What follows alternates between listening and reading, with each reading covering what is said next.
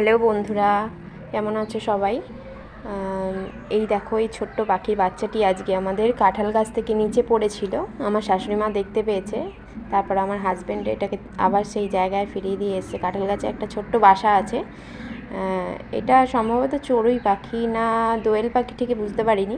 তো বাসায় আবার রেখে এলো। বাসায় আবার দুটো বাচ্চাও ছিল আরও। তো ছোট্ট বাচ্চাটা আজ হাতে নিয়ে খুব কিউট, দেখো আবার বাসায় তুলে দিয়ে এসছে।